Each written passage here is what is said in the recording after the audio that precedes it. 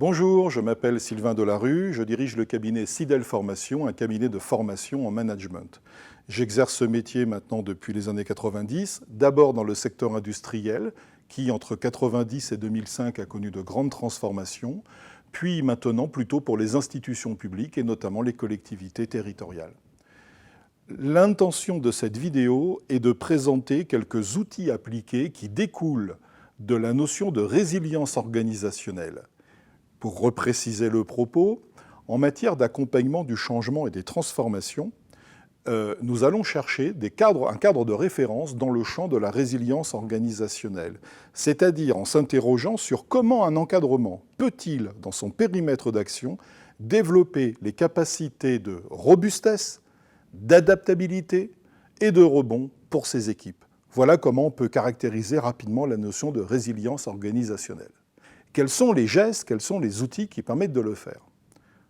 Prenons d'abord le moment en amont, c'est-à-dire avant que ne survienne une transformation qui va perturber, qui va agresser les équipes. La première chose, me semble-t-il, le premier geste qui est utile, c'est que régulièrement, peut-être une fois par an, au sein d'une équipe, c'est de prendre le temps avec elle de réfléchir aux évolutions à la fois du métier, mais aussi aux évolutions des conditions de l'activité sur le territoire. C'est-à-dire faire de façon collégiale un travail de prospective professionnelle. Quel en est l'enjeu? L'enjeu, en fait, c'est que les acteurs, les personnes, sentent bien que être un professionnel, c'est réfléchir en permanence aux évolutions des métiers. Les métiers ne s'exercent pas comme aujourd'hui, comme ils s'exerçaient il y a 10 ans. Et il y a de fortes chances que dans 5 ans, les métiers ne s'exercent plus non plus de la même manière. Mais si on veut faire baisser les vulnérabilités des équipes, il faut faire cheminer les acteurs sur cette représentation mentale-là. Il arrive que nous rencontrions des salariés de la fonction publique à qui on n'a jamais proposé ce genre de réflexion et qui, finalement, ne conçoivent leur activité que dans leurs habitudes, que dans le cadre de ce qu'ils ont toujours fait. Si demain un changement arrive, ces gens-là sont dans les pires conditions pour le vivre. Il y a donc une responsabilité managériale à veiller à ouvrir régulièrement le champ de la réflexion pour que les acteurs comprennent que les métiers se transforment et que peut-être d'ailleurs, il faut peut-être repartir en formation. Il faut peut-être se préparer à évoluer. Il faut peut-être aller voir dans d'autres champs. Ça, c'est un aspect. Un autre aspect, toujours en amont, et qui est un geste qui peut se faire de façon très simple, c'est que pour faire baisser la vulnérabilité des équipes, il importe que les acteurs aient un peu de lisibilité. Or, le futur est imprévisible pour une large part, on l'a vu ces derniers temps. Mais à l'échelle d'un an, il est possible, dans un service, dans une direction, de savoir un petit peu ce qu'on a devant nous. Et donc, nous pensons que la réunion de lancement de l'année, ce que nous appelons la réunion starter, est un geste à la fois extrêmement banal à faire et d'une portée très importante. La réunion de lancement de l'année, la réunion starter, on va présenter en gros aux équipes quel est le menu de l'année, en leur donnant de la lisibilité, sans chercher à nier les contraintes qu'il peut y avoir, en montrant les moments difficiles, parce qu'on sait peut-être que tel projet va arriver à tel moment, que ce sera peut-être là, et la lisibilité collective permet aux acteurs d'être moins vulnérables. Voilà deux outils sur la partie plutôt en amont des chocs et des transformations.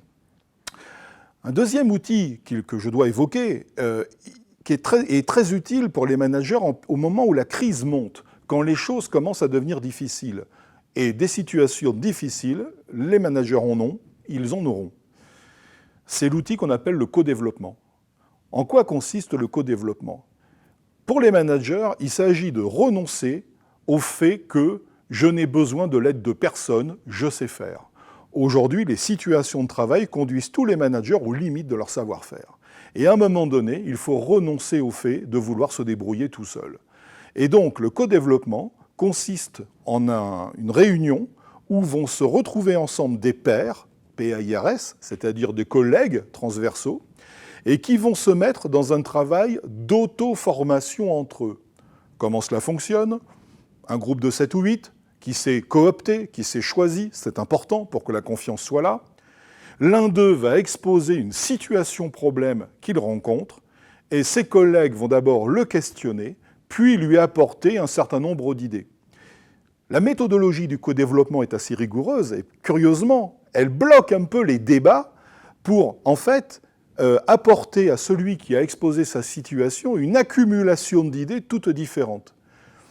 À chaque séance de co-développement auquel j'ai pu participer, j'ai pu constater le bénéfice qu'en retirait d'une part le cadre qui avait soumis sa situation, mais aussi l'effet d'apprentissage collectif que ça avait eu pour tout le monde. Donc la technique du co-développement est une technique très intéressante. En fait, là encore, il s'agit d'incarner la notion de communauté de managers.